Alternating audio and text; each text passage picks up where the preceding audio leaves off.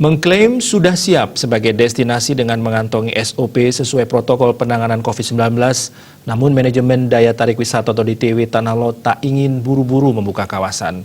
Kondisi itu menyusul masih tingginya potensi penularan COVID-19 dari transmisi lokal dan belum ada instruksi resmi dari Ketua Badan Pengelola yang dalam hal ini Bupati Tabanan.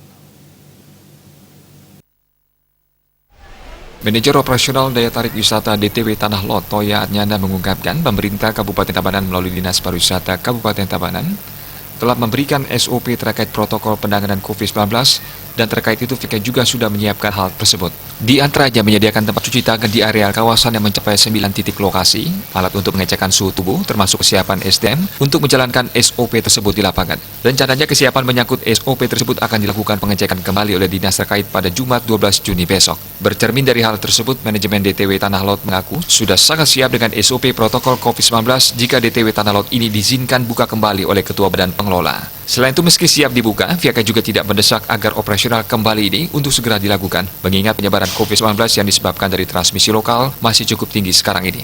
Jika dipaksakan dengan kondisi penularan yang masih tinggi ini, tentu akan menjadi masalah nantinya. Selama penutupan sementara ini, semua kegiatan berkaitan pemeliharaan di kawasan masih tetap berjalan seperti biasa. Di antaranya pemeliharaan tanaman, kebersihan kawasan, sehingga sangat memungkinkan bagi DTW Tanah Lot untuk siap kapanpun jika diizinkan buka kembali. Termasuk juga dengan pengaturan SDM yang akan dilibatkan penuh atau tidak dibagi menjadi beberapa shift kerja ketika DTW Tanah Lot ini dibuka kembali nantinya. Manik Bisnis Bali melaporkan.